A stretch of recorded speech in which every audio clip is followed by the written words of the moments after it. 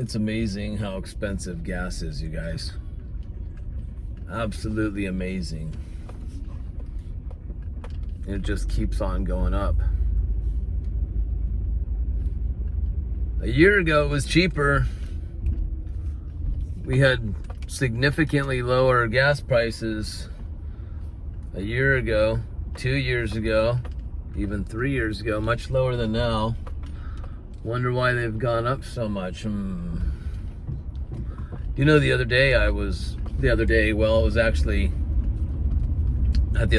week, last week. Last week, I just got out of a gas station that if you go to this gas station, if you pay gas, cash for the gas, if you pay cash for the gas, they give you a better deal than if you put it on your card. But last week I was at a gas station right by my home, and it's a very expensive gas station.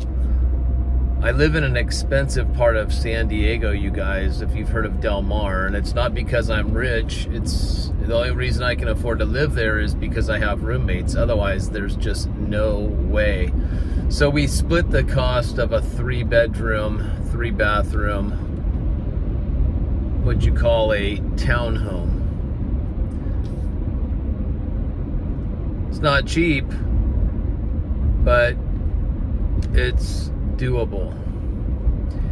Anyway, I was by the gas station near my home, which is ridiculously expensive, and I thought, well, you know, I'm just gonna put $20 or so in my gas tank, just enough to get me by for a little bit, because I don't want to pay the high prices. And I didn't have any cash on me, so I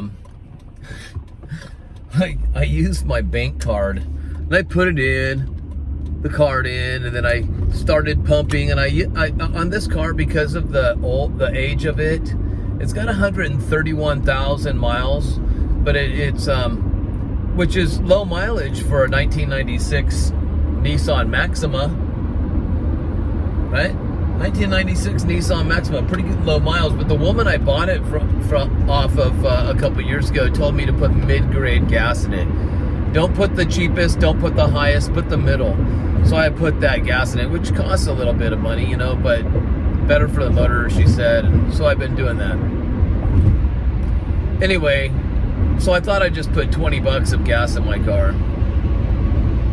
And I started pumping, and then I was on my phone returning an email. I was reading an email and trying to return the email back, and I was texting it, you know, because I try to get back with people as soon as I can with emails. Sometimes it's hard to catch up. So I'm pumping gas, and I forget about the gas pump, and I suddenly look up, and it is at $70 and going. And I'm like, what? And I stopped it. I'm like, I had about maybe 1/8 of a tank of gas in my car, so there wasn't really much. But you know, $40 was too much to put in my car if it was on empty before. I couldn't, usually right around $36 if I was really, really low on gas. About $35 to $36 would fill it up, top it off. I'm at $70 and it's still pumping, and I'm like, oh man, what did I do? I was upset at myself because I wasn't paying attention, you know. And then I get in my car, and the gas, it reads almost to the top, so it's almost all the way full, but I couldn't believe it. It was just crazy. That has nothing to do with this video, by the way. I'm just wondering, you know, is it smart to just get an electric car? I wish I could afford a Tesla. There's a bunch of people out here that drive Teslas. My younger sister actually bought a Tesla not too long ago. She and her husband make really good money together, but she bought a Tesla, and she says it was a great investment. She says she's really glad that she got that car. They're cool to drive in. I've been in them a couple times, and there's something else. Wow. Someday, maybe, who knows? They're nice cars. They run really nice. They're very quiet. All you can hear are the tires rolling on the ground. You don't hear anything but tires rolling. And they're very simple cars, but amazingly built. And they're electric, of course. Well, anyway, maybe someday we'll have solar paneled cars, right? Cars that run on solar energy. What do you think about that? That would be pretty cool. As you can see, it's nighttime. I just got off work a bit ago. It's almost 8 p.m. So it's dark outside. Reminds me of that song I heard a few years ago. Hello, darkness, my old friend. I've come to talk with you again. It's an old song from Simon and Garfunkel, but I remember there was this couple that I was watching one of their YouTube videos. They are ex-Jehovah's Witnesses, such as myself. And they were talking about the sound of silence and how more voices are starting to speak up. They're talking about a lot of child abuse involved in that religious organization of Jehovah's Witnesses. And these child abuse cases that are swept under the rug. And so they played this song in their video from a band called Disturbed. And Disturbed had done a remake of the song Sound of Silence. The dude has a really low voice and he sang it excellent, I have to tell you. I mean, whether you're against that group, Disturbed, I remember hearing their songs years ago and their heavy metal, whatever you call it, and yeah, you might say, hey, don't be shouting out a satanic group and all this. I don't know anything really about the group. I haven't done any research. I'm sure their lyrics and songs are probably not appropriate or whatever. I'm not shouting them out. I'm just saying when I heard that song, man, it really touched me because I'm like, I know that life. I know it, and I remember there were a lot of secrets that I kept when I was in that religion. Very bad secrets that if you expose, people are going to get in trouble. There were things about the religion that I kept secret, that I knew that were wrong about the religion, but I also thought it was God's religion, and someday God was going to fix it. He'd fix things. It's an imperfect organization. No, we called it a perfect organization ran by imperfect men. Almost perfect, but not quite. We all fall short. That was their thing. Anyway, yeah, a very perfect organization, I think not.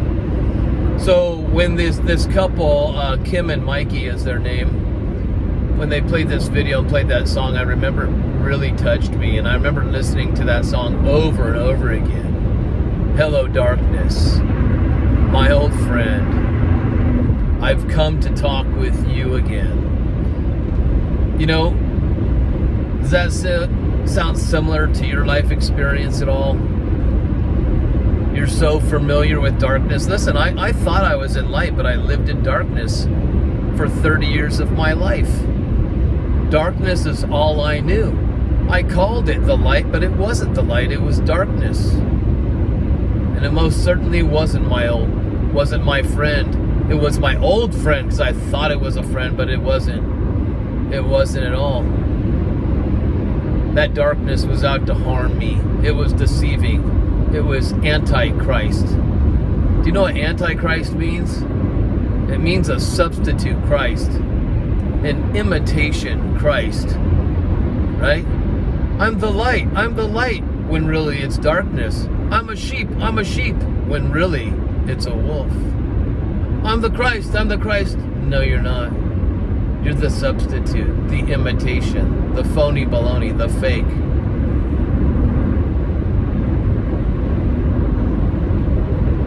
So yeah, that song really touched me, and if I do hear it today, it still does. It's really powerful, very powerful song. In fact, not to shout out the band, but I'm just being real with you guys. I'll even put the version of the song when I first heard it. Of course, Disturbed has their own video of it, but there was a live version of it as well.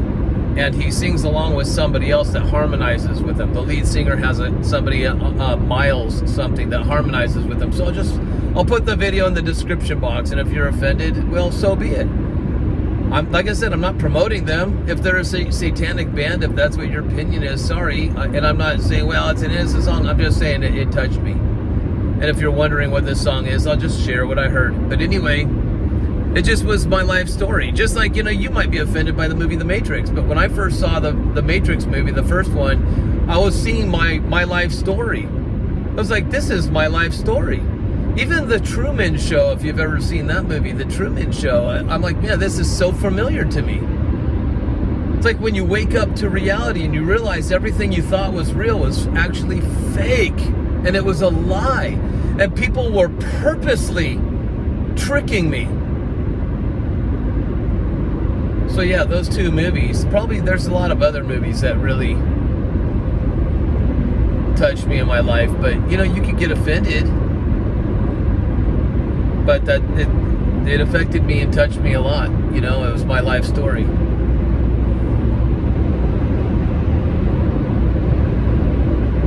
But I want to talk about silence, because we hear a couple sayings. You've heard silence is power.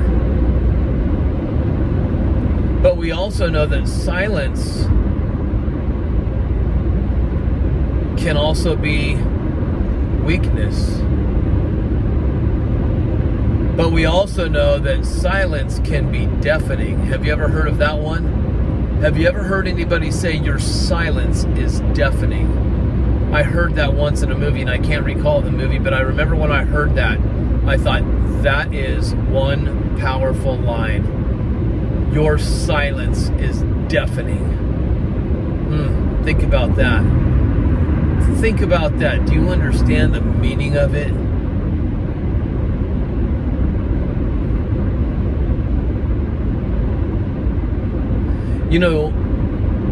Jesus,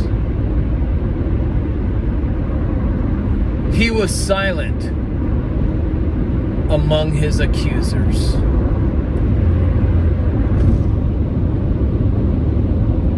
But Jesus spoke boldly and fearlessly and loudly when it came to the gospel. See, Jesus didn't need to defend himself, to defend his innocence, to prove anything about himself among his accusers. He would stand silent. He was like a sheep that went silently to its own slaughter.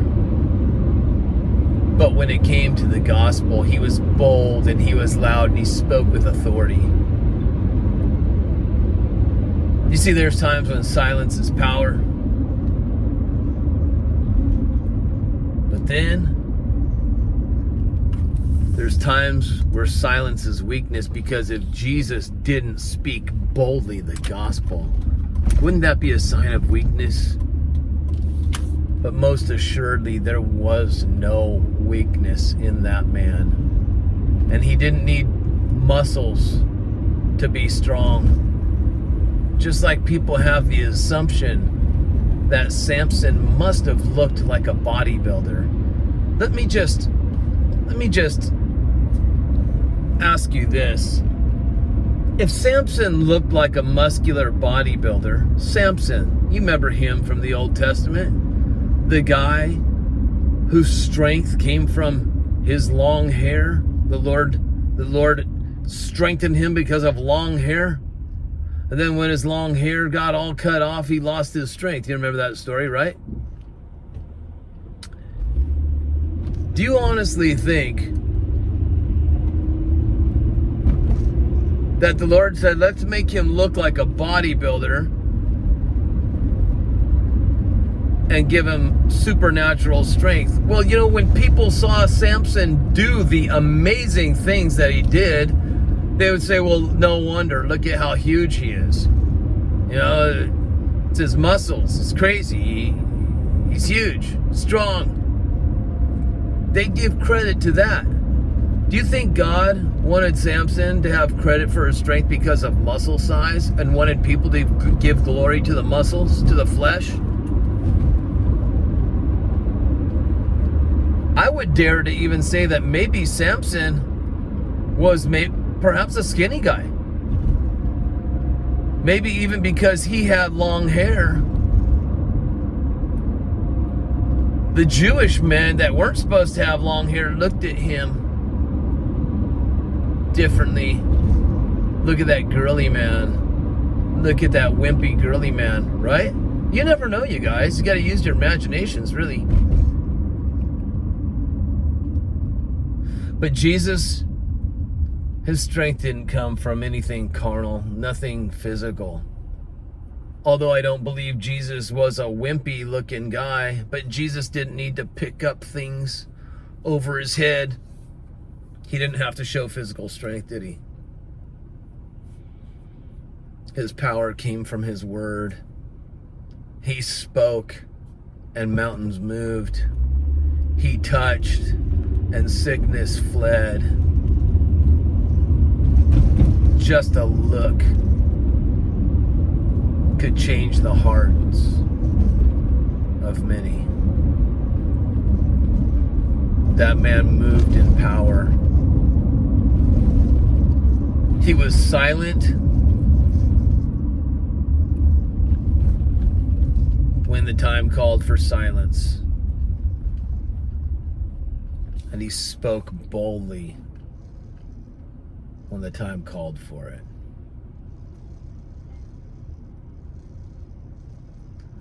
But I guarantee you his silence was deafening to his accusers. They couldn't handle such a thing.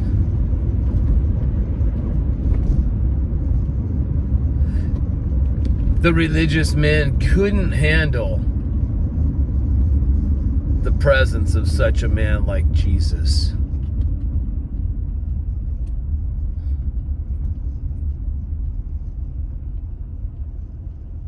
See, they thought because of their religious outward appearance, the religious things that they did, they thought that should be power. And they thought people should be following them. But they follow this man who is very much unlike them. They couldn't stand it. There was a time where they even covered their ears like little children and started screaming, "Ah!" Covering their ears like a child throwing a tantrum, screaming. Because of the way Jesus was, the way Jesus spoke. And yes, even when Jesus was silent, they couldn't handle it. I imagine his silence was quite deafening to them. Their ears just wanted to explode. Say something! Answer us!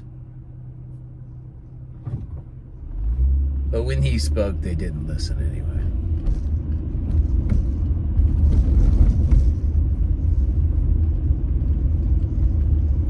I want to just share something with you guys. You know, a lot of us might feel like we don't have much of a voice. You might feel like you're not a bold declarer of the gospel. You might feel like you don't have many opportunities to go out there and lay hands on the sick, cast out demons, raise the dead and such. You don't have a YouTube channel. You're not a pastor. Maybe you're not even biblically trained, but you have this desire right? And you love God, but you can't quote the Bible and you don't understand Hebrew and Greek, and maybe you feel like so insignificant. You know, it was Saul whose name was changed to Paul, and Paul means little one.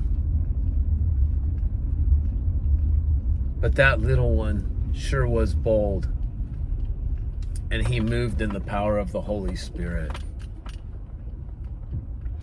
He went from being super, super religious and proud to a humble, saved by grace, small one, yet powerful, like splitting an atom.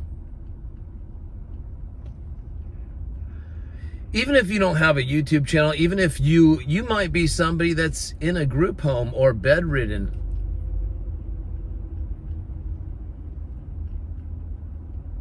or maybe another reason that prevents you from being around other people, from having a voice on YouTube or any other platforms.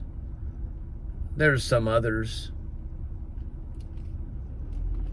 Maybe you have social media, but you don't have a lot of friends on there. And you might post something about Jesus and you don't get very many likes.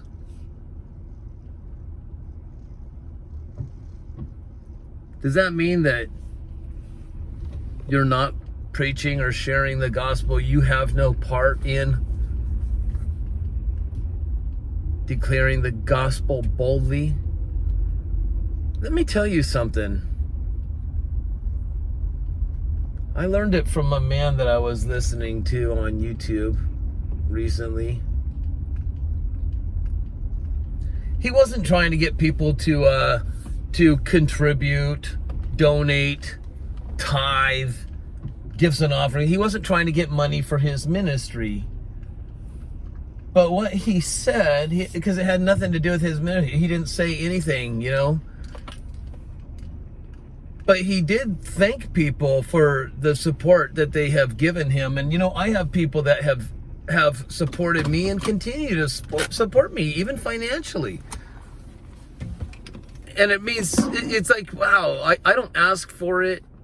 There's people that just do it. And every time they do, I'm very, very humbled by it, you guys. Very humbled by it. I don't expect it. I don't do this for money. If you see commercials on my channel, I'm not monetizing my channel. It's YouTube. They are putting commercials on people's channel without permission. Hey, it's YouTube. They say, hey, this channel is not yours, it's ours, and we can do with it what we want. So they put their own commercials, and they don't send me a check. I'm not getting paid for it. But and I don't ask for money, and I'm not even talking about this so that, oh, hint, hint, will you donate to me or anything? But when people do ask, how can we donate, you know, I just put it in my description box if they want to. But because I get asked it a lot, so it might as well just be there. But it doesn't even say to donate to me. It just has my Venmo and PayPal accounts that I have on there, and that's all I have. But anyway, and it has my address to write to me if you ever want to write or anything. And there's people that send me gifts. I got a really cool drawing recently. A woman that watches my YouTube channel sent me a really cool drawing. I wish I had it in my car. I'd share it with you guys. Maybe someday I'll make a video and put it on the thumbnail or something. But it's a neat picture, a drawing, a very awesome piece of artwork of a little boy, and he's holding a frog in his hand, because I am in the middle of publishing a children's book that I wrote called Frog on a Lily Pad. And the artist, I had an artist, somebody that was actually watching me on YouTube and reached out and let me know he's an artist and he'd love to do the artwork for my children's book. And I was planning on doing it myself, but I'm so critical about my own art. So I'm like, cool, you know, because it takes me a long time. If I want to, I can draw, but if I draw, it takes me a long time to get one picture done. And this guy blasted it out pretty fast, and he ended up capturing exactly what I was imagining that the frog should look like and all the surroundings and all that. So this children's book, I we also made a coloring book, and so I'm in the process of getting that published, and hopefully it'll be out there soon and available on Amazon and hopefully in bookstores and whatnot. But anyway, that's a goal of mine. And anyway, so she saw this artwork and she thought of me because little boy's holding a frog in his hand, and she understands the story. And I won't share it now here on YouTube. I've shared it on other videos. It's probably on one of my videos from far back, Frog on a Lily Pad or something. But anyway, so I was really grateful for that. People give gifts to me, you know, financially. Sometimes they send me nice cards or whatever, and I'm so grateful for it. And the reason I'm talking about it is because I was telling you, this other guy on YouTube, he says people that, you know, he says, I just want to thank people that for their support, you know, that donate to my ministry. And he says, did you know that when you do support a ministry, if there's a ministry that you watch and you support, whatever, it could even be to the church you're going to, even spoke about that. And he says, and if it's a place where you really, you know, they're sharing the gospel and doing whatever, you know, there's healing ministries, there's all kinds of stuff. Well, when you support financially, did you know that makes you part of that ministry? That makes you a part of sharing the gospel. You are now a great gospel sharer. You are part of it. You're not left behind. Maybe you don't think you have a voice, but you know what? Your actions might speak louder than words. Did you know that? And just by doing this, supporting different ministries, and it could be, maybe it's not finance. Maybe it's just saying uplifting words, right? Or maybe you're that person that is like the widow that just dropped 2 small coins, right, into the treasury. But Jesus saw what she gave. There were people that gave because they had surplus and they wanted everybody else to see, oh, look at me. Look how much money. You noticing how much I'm putting in this collection box? But that widow, 2 small coins, but Jesus said she gave even more than all of them. You understand that? Jesus saw things so differently. And if only we can see things like he did, and if we could see things like he does, tune into your spirit and you will. But see, you're not so silent after all, because of your support, because of your giving, whatever way it is. Anyway, I hope this was an encouraging message to you guys. And I'll share that song in the description box, The Sound of Silence. And it was a pretty amazing rendition. The guy's got a great voice. What can I say? But like I said, kind of like that Matrix movie, it was just a song that describes so much of my past life, right? Anyway, I love you guys. God bless you. I hope you have a great one, and I'll see you in the next video.